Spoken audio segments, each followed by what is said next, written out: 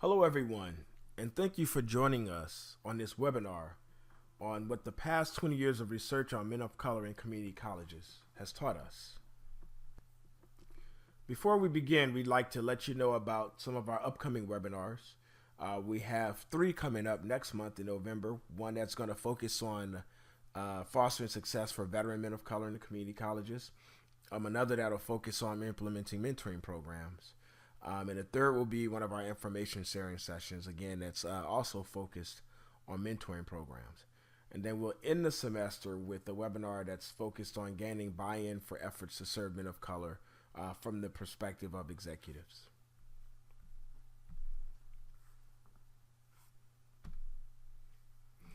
We'd be remiss if we did not acknowledge and thank our affiliate partners of M2C3 who really do a great job in supporting us and supporting the work that we're doing. Those partners are Achieving the Dream, the Association of Community College Trustees, the African American Male Education Network and Development, the Community College League of California, the National Association of Diversity Officers in Higher Education, the League for Innovation in the Community College, and the American College Personnel Association. We're also very fortunate to be supported by a wonderful advisory board comprised of educators who are really committed to the success of all students, and in particular men of color as well.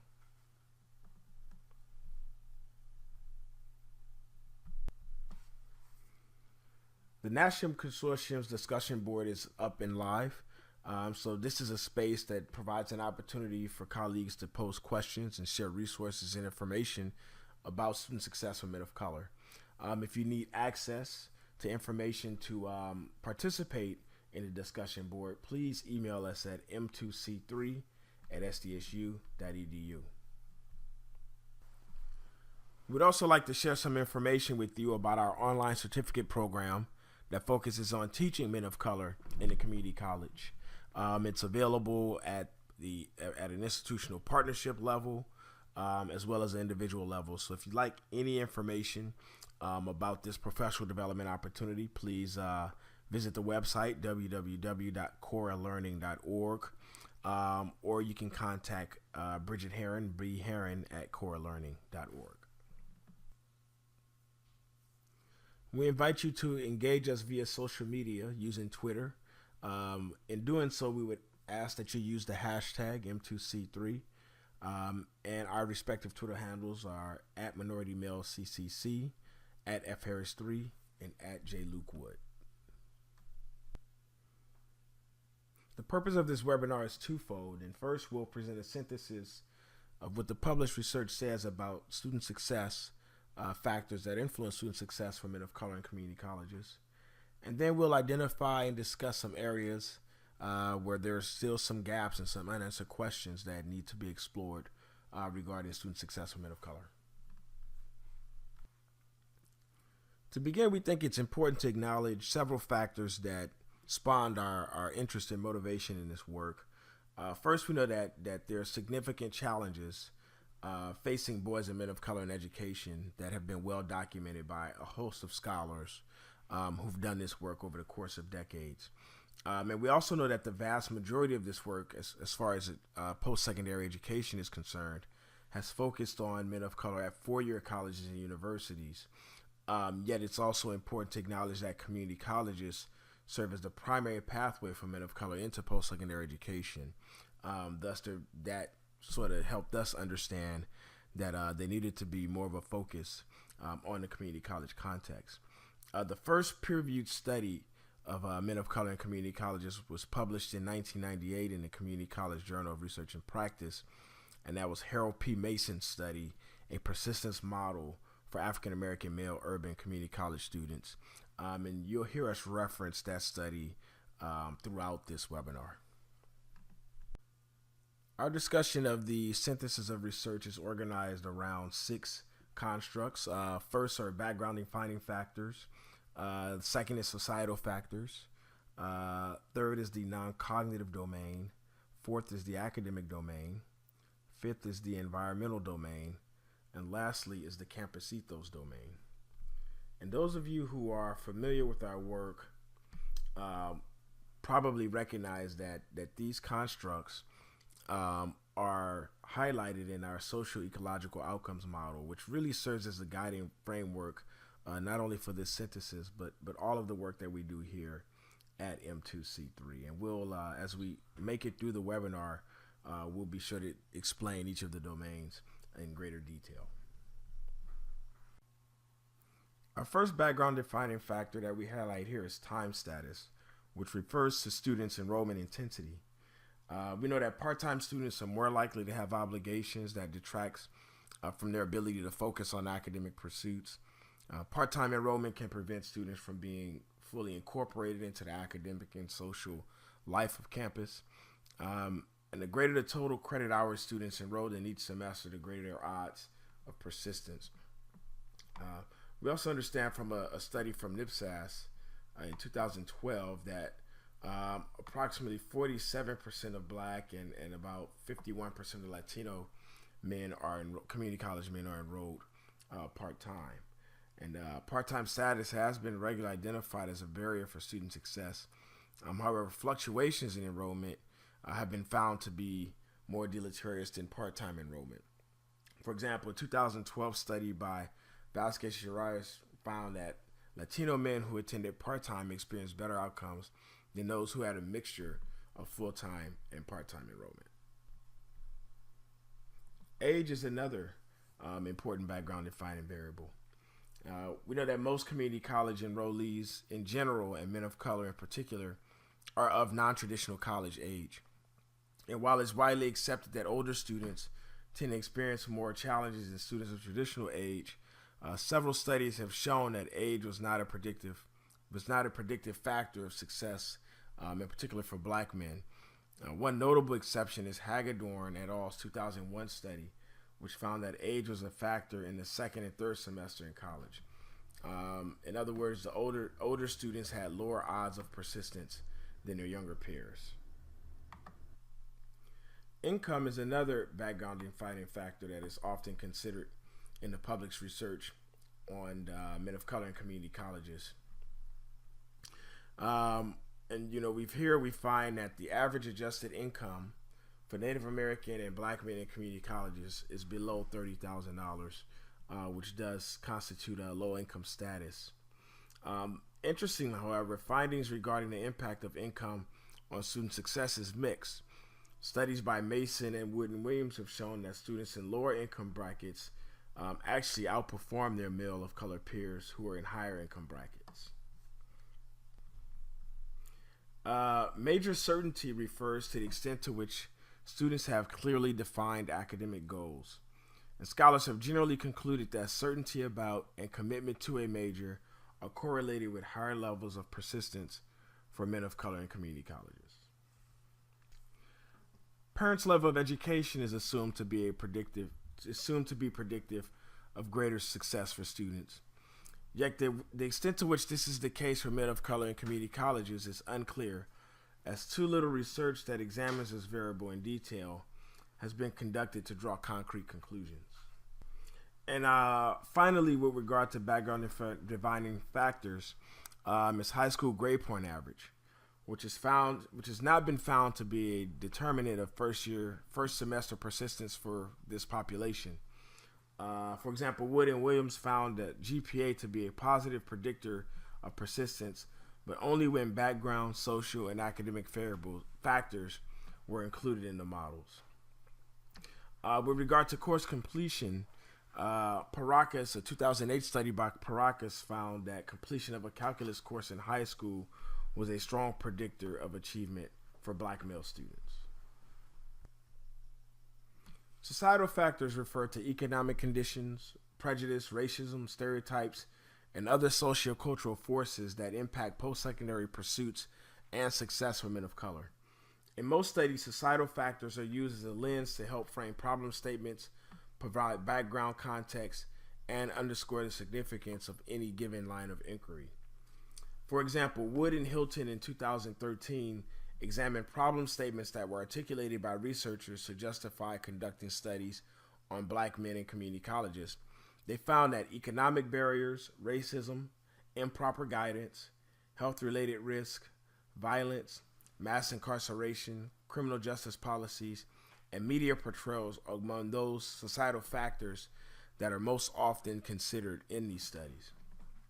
However, little research has been focused explicitly on the role that these factors play in influencing success for men of color. Capital identity projection is a concept related to societal factors that was proposed in a study by Wood and Essenwood. This concept explains circumstances where men of color pursued an image of capital attainment, even to the point of their personal and academic detriment.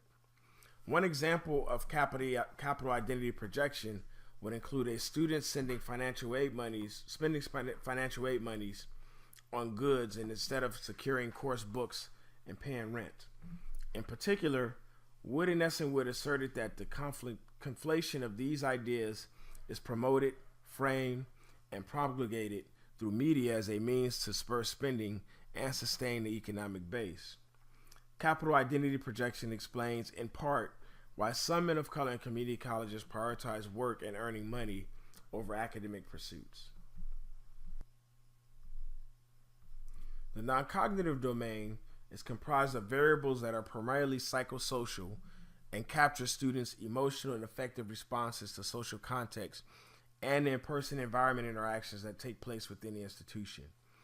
Interpersonal non-cognitive factors, or those that are situated within the individual, include action control, degree utility, locus of control, and satisfaction with the college experience.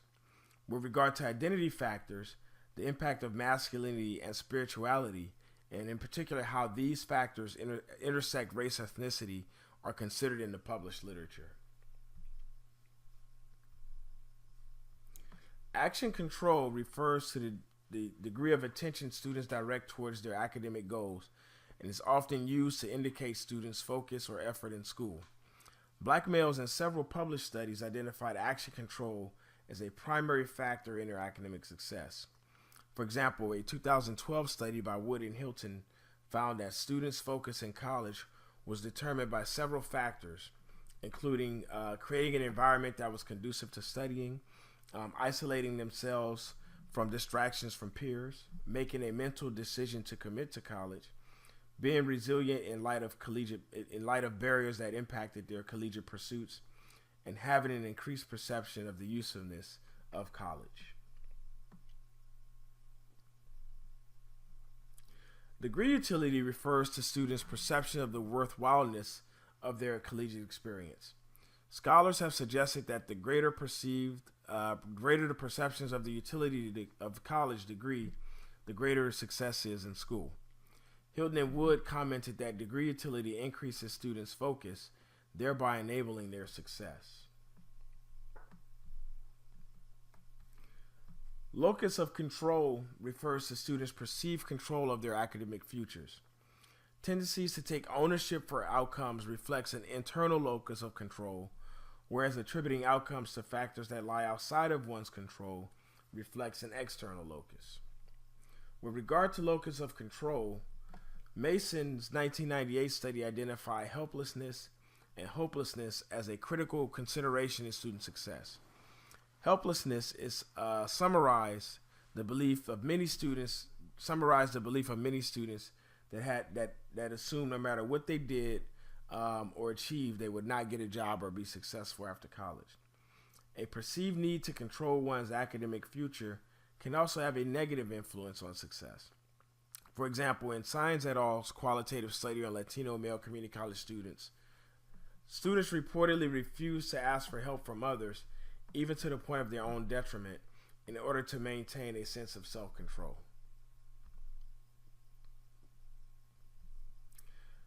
Finally, with regard to interpersonal factors, as degree of satisfaction with the college experience.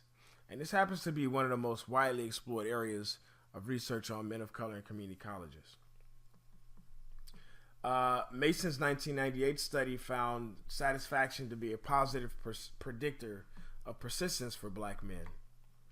In line with Mason's findings, Strayhorn's 2012 study offered three notable findings regarding satisfaction for men of color in community colleges. One is that satisfaction was a predictor of retention for black men in community college.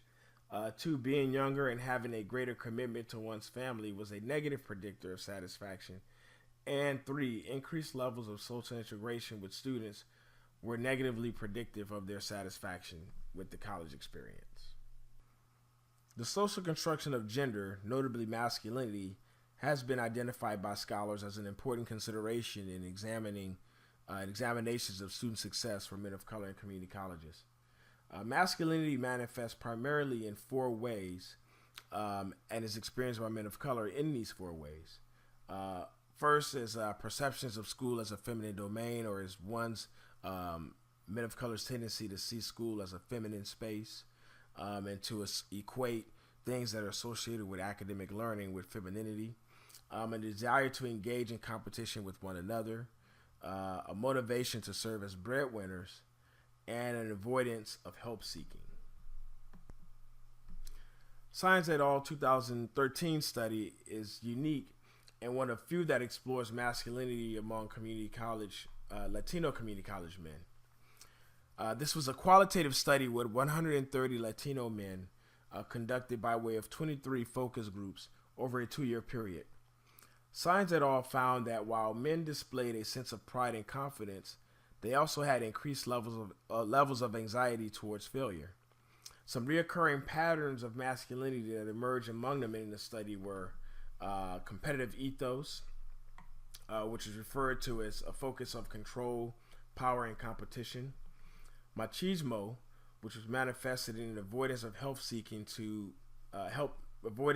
help in order to maintain masculine pride. Machismo was recognized as being both the contributor and inhibitor of student success, in that machismo provided students with an internal drive to be successful, work harder, and reach their goals, and a fight or flight response, in that when faced with the likelihood of not succeeding, some men demonstrated a fight or flight response where they turned away from school and focused on their families or work in order to evade their fears. Spirituality is the final identity factor that we'll discuss regarding student success for men of color in community colleges. And we know that the role that spirituality plays in the success of men of color is often overlooked by both scholars and educators. Yet it is understood to be a critical facilitator for men of color who have a spiritual identity and who attribute their success to their spiritual identities. And the literature tells us that spirituality really serves several functions in supporting men of color's academic success. God or a higher power served as a confidant for their academic challenges.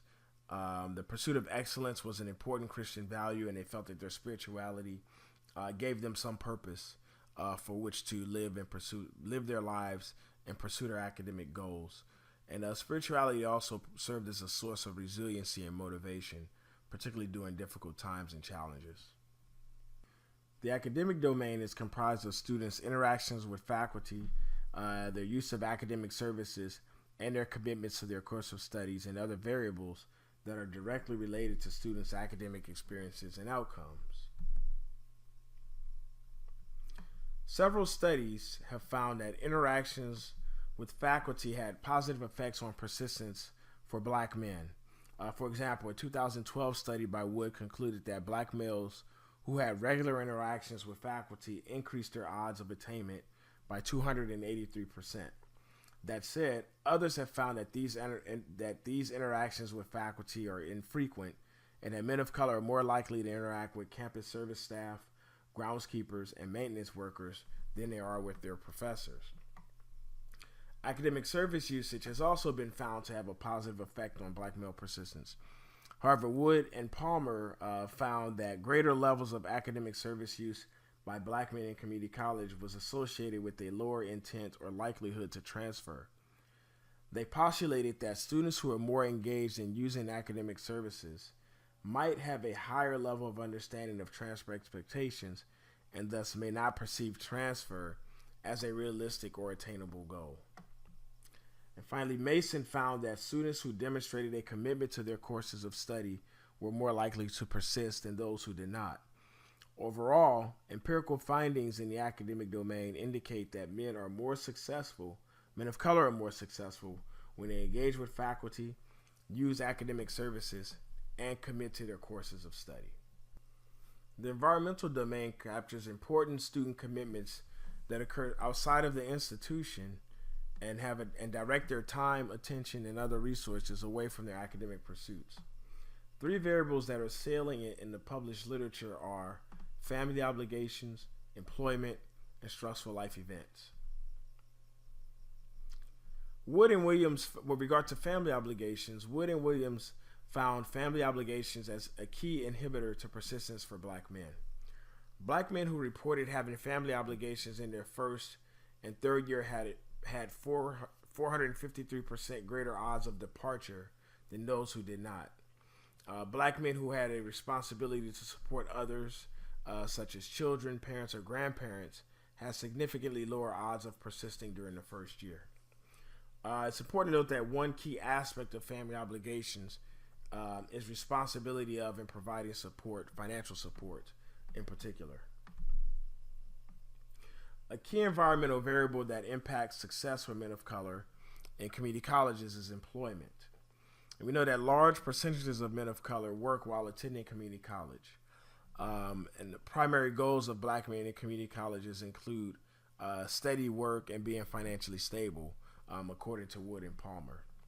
But we also know that the more hours worked, the greater odds of persistence, but only if work is limited to 21 to 30 hours per week. And this is a finding that was reported in a 2013 study by Wood and Williams. One of the few studies that discusses a positive correlation with employment and persistence among black men. But there are other studies that have demonstrated a positive relationship between employment and success for men of color. So, for example, according to Wood et al. In 2011, employment was viewed as having a positive effect on academic success when several conditions were met. First, when the work experience helped them in their coursework. Second, when the work experience when they were provided relevant work experience in their field of interest. And third, when work did not limit the numbers of courses that students could take. Wood and Palmer in 2013 found that although employment can have a positive effect on persistence, the same might not be said for transfer or faculty-student engagement, as employment had a negative effect on transfer intent, where black men who reported being very likely to transfer worked fewer hours per week than those who did not. Stressful life events such as a divorce, death in the family, eviction or homelessness, or job loss are also situated within the environmental domain because they have been identified as having a negative impact on persistence in community colleges. A 2012 study by Wood found that black men who left college prematurely had greater odds than their non-black peers of citing personal and other reasons as rationales for their departure. Mason found that stress in one's life was a strong predictor of persistence, which was a direct outgrowth of environmental challenges. Was a strong negative predictor of persistence, which was a direct outgrowth of environmental challenges. In the campus ethos domain, institutional policies, programs, campus resources, and day-to-day practices that shape the way students experience and succeed in community colleges are presented. The campus ethos factors that, according to the published scholarship on men of color in community colleges, have the most impact on their success are a sense of belonging, campus racial gender climates, and campus services and resources.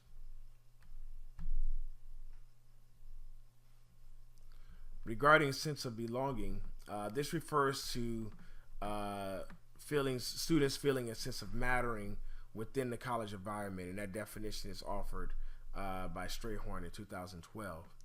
And a 2003 study by Glenn was conducted at a Texas community college.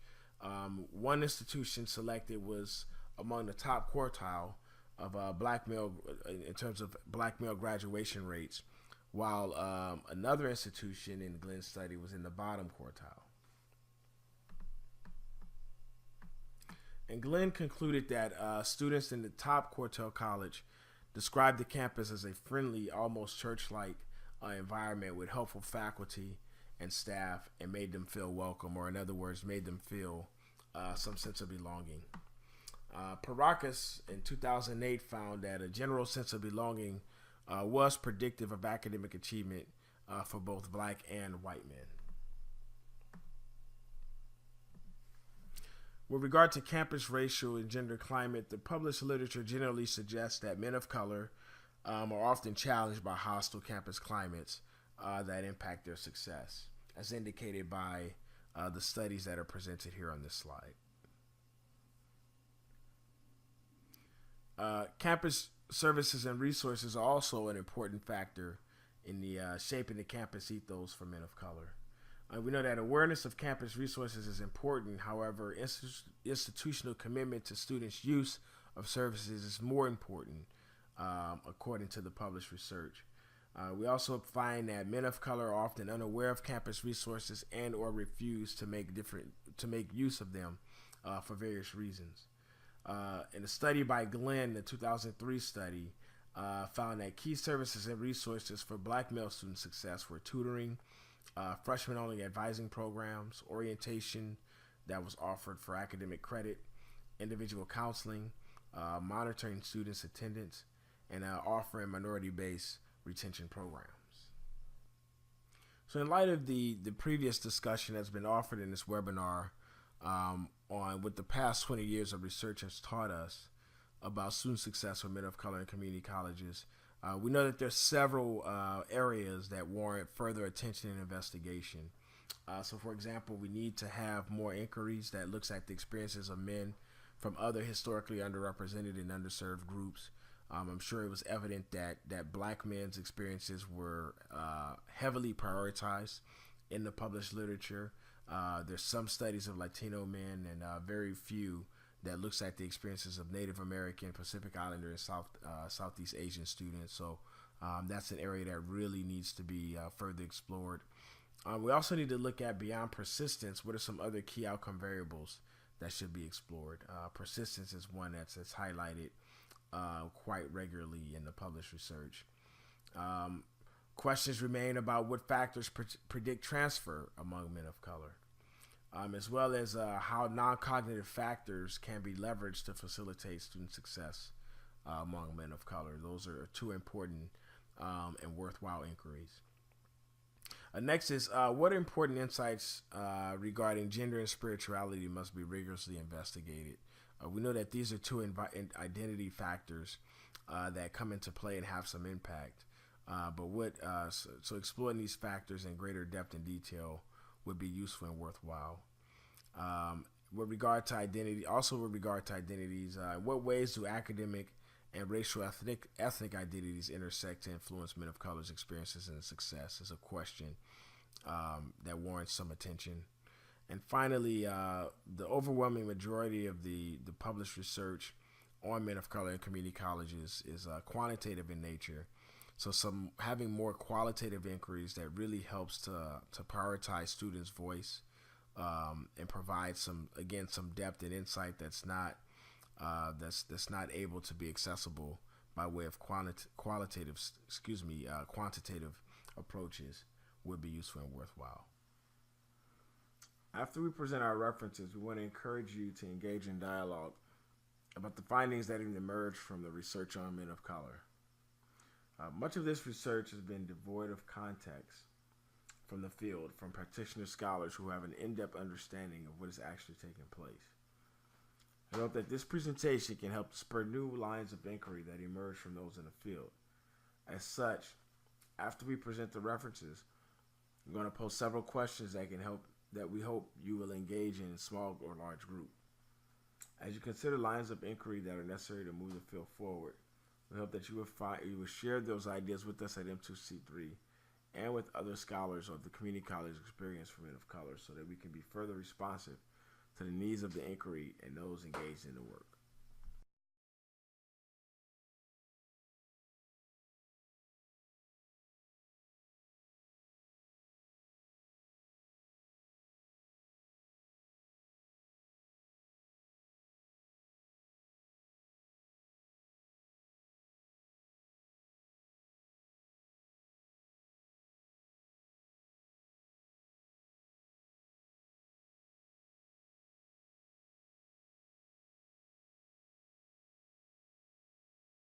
So thank you for joining us on this webinar, and we hope you will be here with us at our next one in November. Thank you. We would like to conclude the webinar with these 3 questions. What research insights do you believe are aligned with your experience in the field? Were there any findings that conflicted with your knowledge and experiences in working with men of color? What questions do you believe are critical for scholars to engage in order to support efforts that advance outcomes for college men of color? We will leave these questions up for a few minutes to provide you with some time to jot them down. We hope that you will share your perspectives with others who have participated in this webinar through social media using the hashtag M2C3. Thank you for your participation in this webinar and for being advocates for our men of color.